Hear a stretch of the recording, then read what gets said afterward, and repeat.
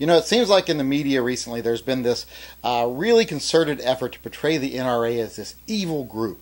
This group that forces the opinions of the minority down the throats of the majority through money. That they go to Washington, that they lobby with these massive amounts of money, and they force this outdated opinion of the minority down the throats of everybody else, like I said before. Well, let's look at that for a minute. Let's look at how big a lobby group the NRA actually is. Let's look at how much they spend every year. But before we look at how much they spend every year, let's look at how much some other companies spend every year. AT&T, Verizon, Comcast, the National Association of Realtors, Exxon, BP, all these companies, they spend, between $7 and $15 million a year. $7 and $15 million a year for lobbying. And they're not even the biggest companies. Like the biggest ones are like the Chamber of Commerce. They spend like $35 million a year. So let's compare what they spend, that $7 to $35 million a year, to what the NRA spends. It averages about $1.5 million a year. $1.5 million.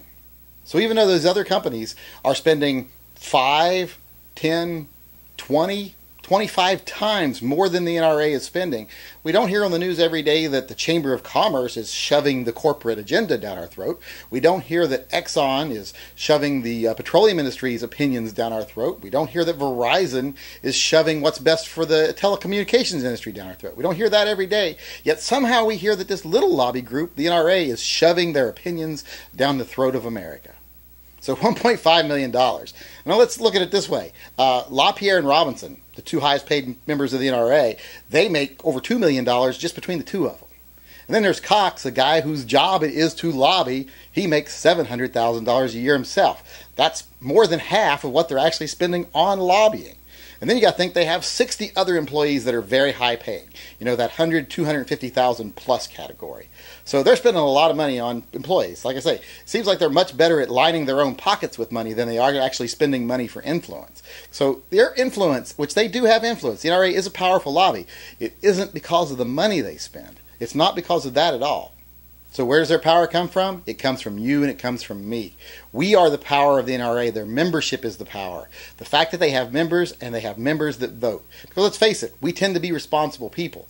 Our sense of personal responsibility doesn't end with self-defense. It goes to other things too, like social issues and community involvement and voting.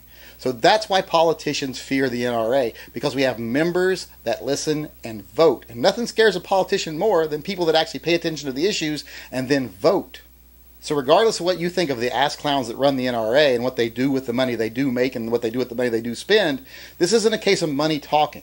This is a case of people talking, citizens talking. This is a case of responsible citizens banding together under the banner of a single entity and actually getting out and voting. And like I said before, people that pay attention, people that vote, that scares the crap out of politicians.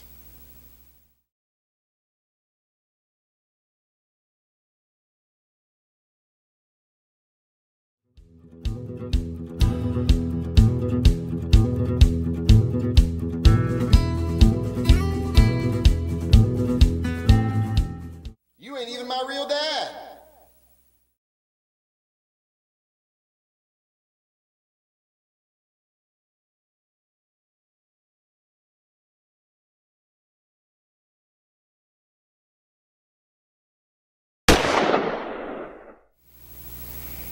Oh, cookie puss. Yeah, cookie puss.